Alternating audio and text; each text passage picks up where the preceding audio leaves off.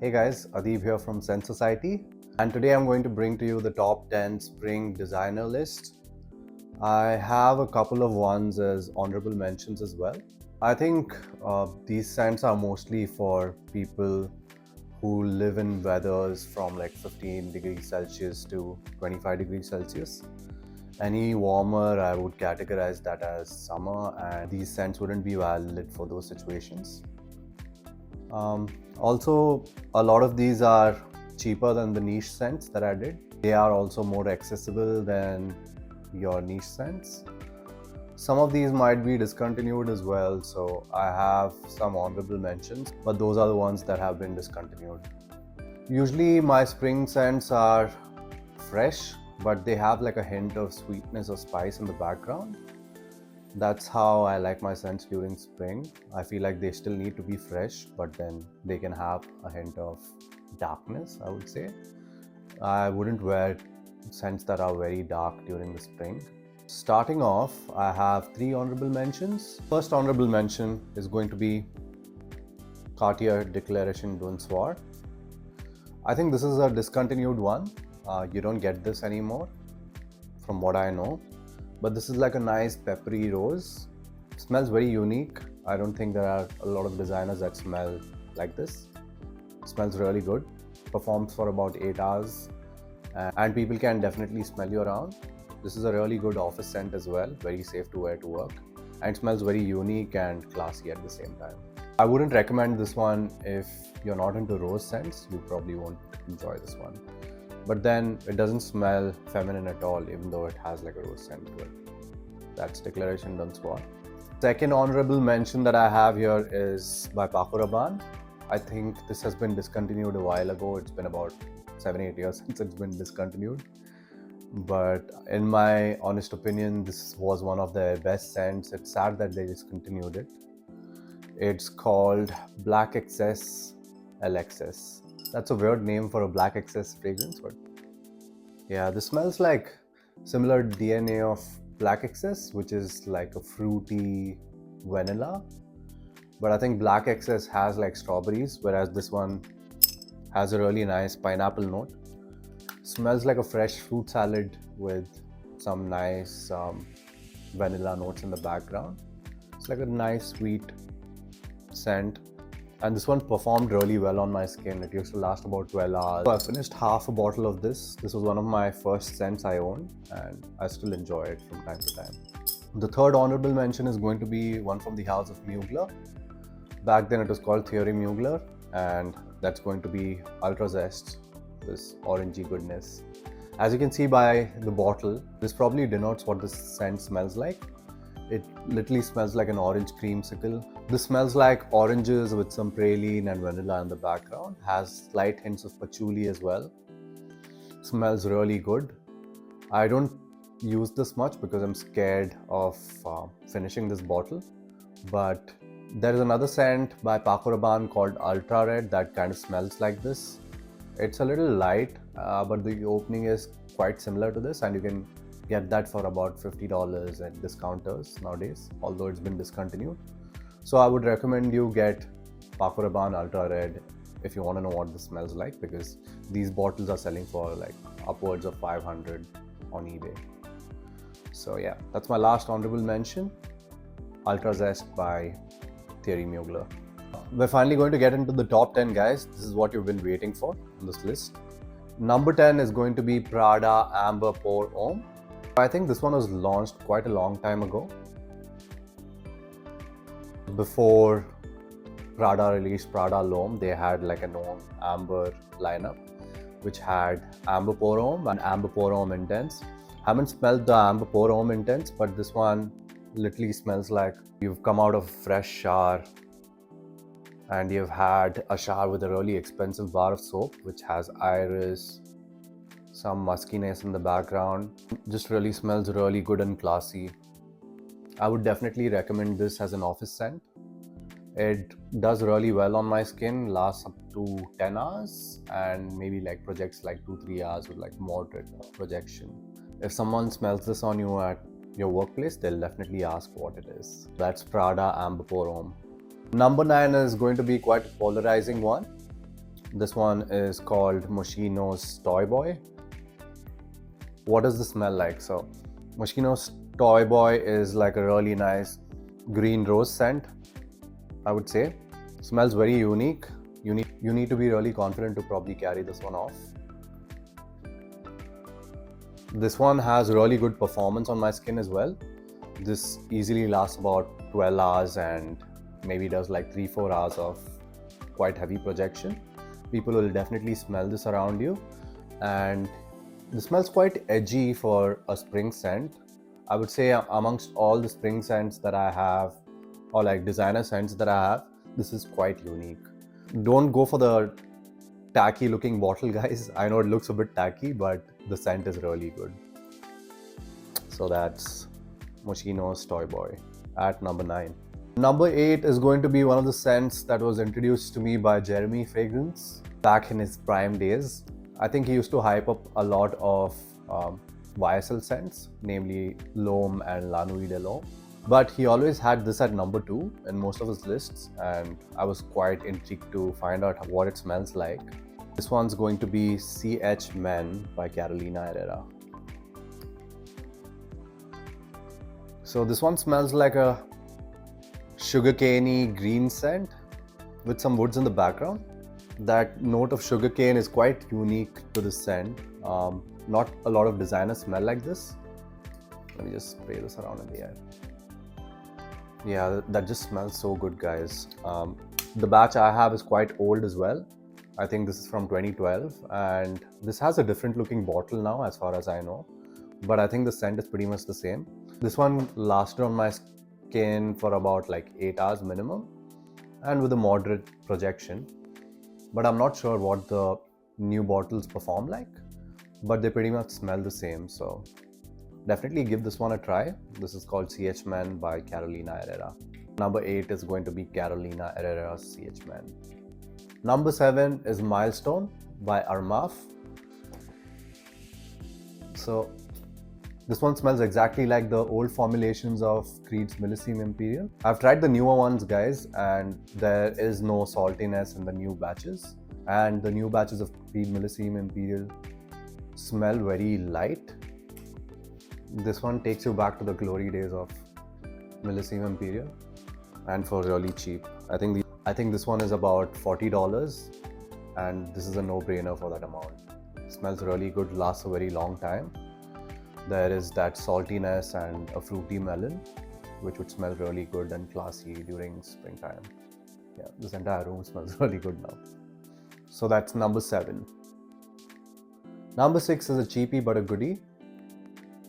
That's going to be Ferragamo F Black, one of the best cheapies that I own.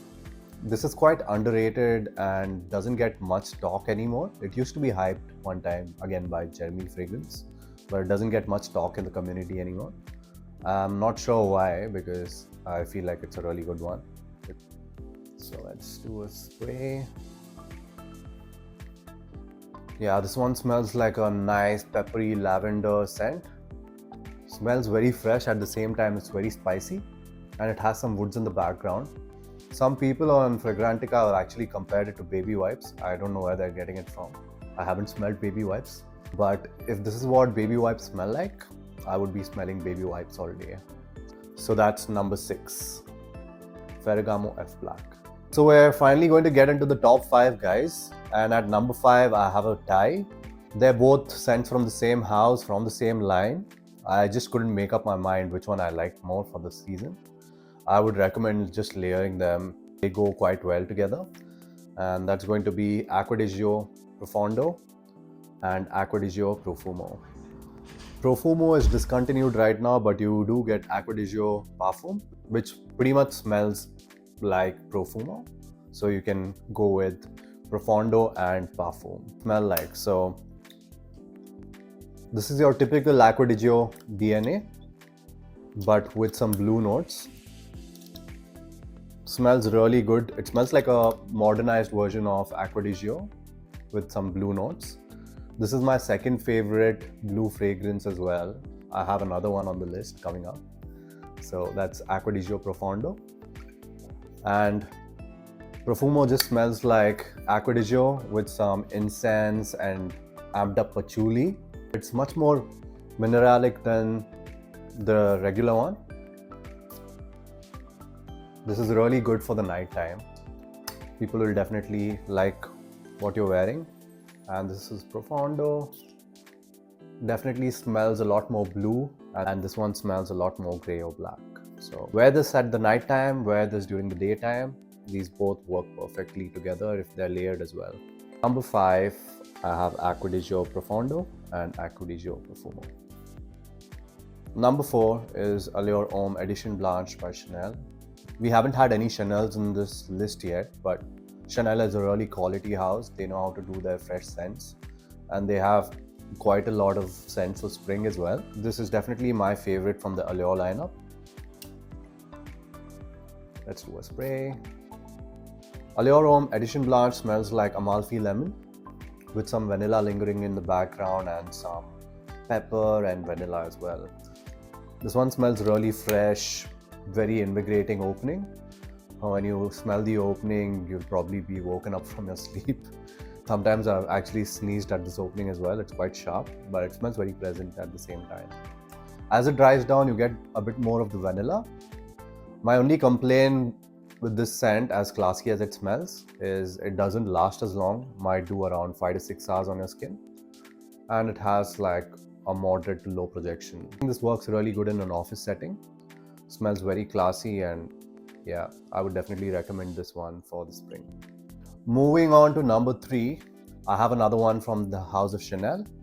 That's going to be Bleu de Chanel Eau de Parfum. Let's do a spray. Wow. So Bleu de Chanel is one of my first loves as a blue scent, and this is my favorite blue scent as well. I have smelled a lot of blue scents. This is the one that originated the blue trend in fragrances. I have the Parfum, the EDT and the EDP. The EDP is definitely the best one amongst them. It smells the most balanced, and it just works during a spring day. Again, this is a really good office scent as well, and I haven't met anyone who has disliked this scent. So if you want to get a lot of compliments, probably go for Bleu de Chanel EDP. Sauvage EDP might come close to this, but BDC EDP is still king. This is the best blue scent in the market. Nothing beats Bleu de Chanel EDP yet. Number 2, guys, this is quite a recent discovery of mine. I bought this last year and it surprised me on my first sniff. I didn't expect this quality from this house. I hadn't heard of this house before. That's going to be Brioni Eau de Parfum Intense for Homme. Wow. So what does this smell like? This smells very purplish to my nose, purplish or violet. Has like a nice fruity note with some blue notes in the background. This could almost qualify as a blue scent, but it does something different, and it has hints of oud in the back as well. It smells like a really fruity oud. A couple of days I did a review of Lathani and compared Brioni Intense EDP to that one. I would say this one has similar vibes to Lathani by Ahmad Al-Maghribi, but this one smells a lot more masculine. Performance on this one is really good. Lasts about 10 hours on my skin and has a really good projection. In terms of similar vibes, I would say if you like Guerlain's L'Homme Ideal Extreme, you can definitely go for this one blind and you'll probably enjoy this one as well. Again, it's a nice fruity oud with some sweetness and woods in the background, and it has a very light note of oud. I would highly recommend you try this one. Brioni Intense EDP for men. So we're finally down to my number 1. This has been a long list. This has been hyped up very recently by a few other fragrance influencers, but yeah, the hype is totally justified on this one. I keep going back to it on warm spring days, especially in the mornings, and it's a great office scent as well. Sorry guys, while I was recording this list, my phone storage ran out, so I had to re-record this, and it's already dark, so there's different lighting. But yeah, back to my list. Finally, we have a number 1, and this is going to be a very underrated scent. It's been getting some hype lately, but I've had this since it was released and I've been wearing it for about 7-8 years, I guess now. This is also a signature scent of Shah Rukh Khan, who's a really big Bollywood celebrity, and it's been getting some hype ever since he revealed that he wears this one. So number one is Dunhill Icon EDP, the original one. Let's do a spray. That's a lovely sprayer. So what does it smell like? So this one smells like a really fresh neroli scent. Has some slight fruitiness. It doesn't actually have any fruity notes, but I think there are some florals or woods that are giving that slight fruitiness. And it smells very woody, very well blended. It has some orange up top as well. It's more of a orangey white floral scent with some woodiness and slight hints of effervescence. This one almost smells fizzy, smells really good in the air, performs for about 8 to 10 hours, and it has a moderate sillage projection as well. So that's going to be number one, Dunhill Icon. This is a really heavy bottle as well. The presentation is lovely. For the price, it's a no-brainer. This bottle is so heavy, you can literally break someone's head with it. So that's number one, Dunhill Icon EDP. If you're enjoying my content, guys, please do like, subscribe, and follow. And do comment what your favorite spring scents are in the comments. I'm keen to hear that. So that's going to be my top 10 spring designer list. Stay tuned for more lists, reviews, and memes coming your way. See ya.